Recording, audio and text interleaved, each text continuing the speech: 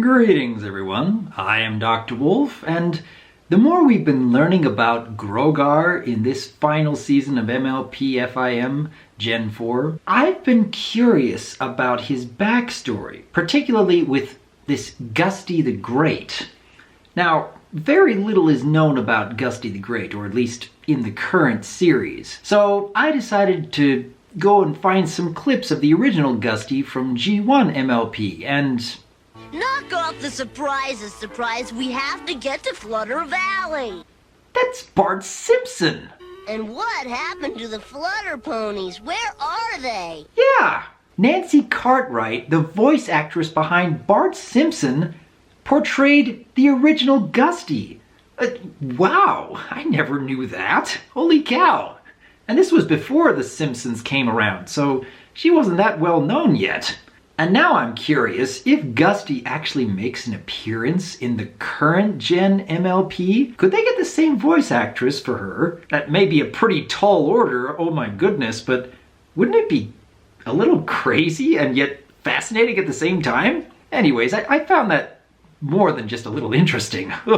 Anyways, I don't know that much about the original G1 Gusty. I'm sure there are plenty of people in the comments who are going to be telling me all about her stories in those original episodes. In the current generation, though, we have seen other characters from G1 make appearances, particularly with a couple of the villains, because both T-Rex and Grogar were a big deal in G1.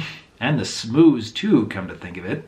So they're not exactly like their G1 counterparts, and I wouldn't expect that Gusty would be the same as her G1 counterpart either. So who exactly was Gusty the Great? And why is it that Grogar fears her? Or at least is so deeply annoyed that she managed to steal his bell and that he's lost so much of his power ever since? Well, I've been thinking of a couple of different ideas and taking some suggestions from fans, and I've been rather curious about what if Gusty was in fact a Kirin. Now, if you take a closer look at this scene here, you notice that her horn does not go straight up like a pony's. It's a little curved, and we don't see that many curved horns in the series, except maybe with Chrysalis. She has a very jagged horn. But in the case of the Kirin, all of them have curved horns, and we do know that they are capable of great magics. And if you take a look at her ears in this little scene here, you'll notice that they're a little curved as well. Ponies tend to have very straight ears, and Kirin are the ones who have little curves to them. So it's an interesting theory, but there is an issue with how the tail is shaped. I mean, you can see that it's very wavy in this little flashback, but it's not a long tail with fluff at the end. It looks like it's hair all the way through. And much more important than that, Gusty seems to have a cutie mark. And we haven't seen any of the Kirin in Season 8 MLP to have any such cutie marks. So that wouldn't make a whole lot of sense that she's a Kirin, unless she might be part Kirin. I mean, is that a possibility?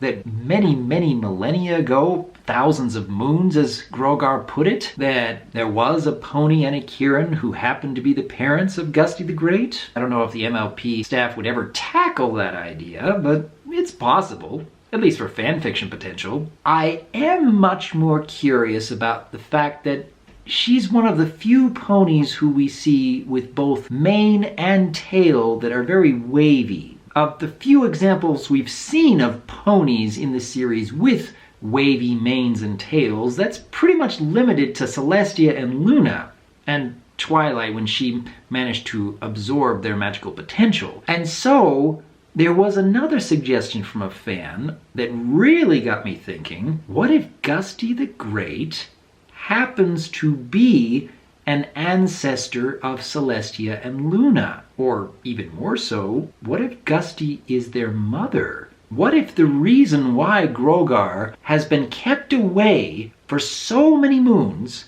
because Celestia and Luna are the ones who were keeping him at bay, even if Celestia and Luna don't realize it themselves. And now that they're retiring, now that they're stepping down, Maybe that's the reason why Grogar feels that now is his time to gather power again. Find all these various villains who have failed in the past and reclaim his bewitching bell. That would be exceptionally fascinating. That Celestia and Luna might have even known of Gusty the Great, whether as an ancestor or their parent. It's a thought.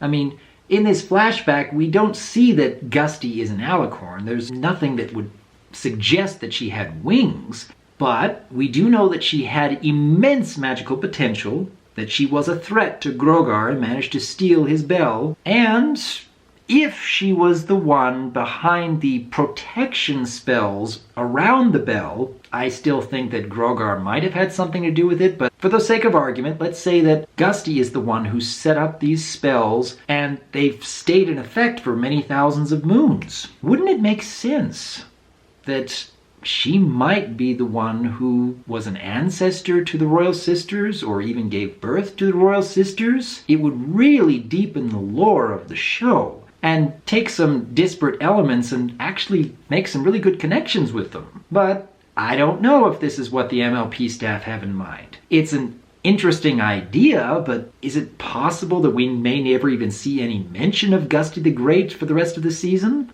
Is it possible that she herself would never make an appearance and just be talked about in legend? I don't know. But I like analyzing ideas like this. I enjoy taking all these different elements and seeing, well, how can we fit them together in a puzzle? What do each of you think, though? Is it possible that Gusty might have had something to do with the Kirin? Is it possible that Gusty herself might have been an ancestor to the Royal Sisters? Maybe even raised the Royal Sisters? Maybe that's the reason why they've managed to keep Grogar at bay for so long, because they are related to Gusty the Great? Leave your thoughts in the comments below, because as always, I am Dr. Wolf, and I look forward to hearing from you.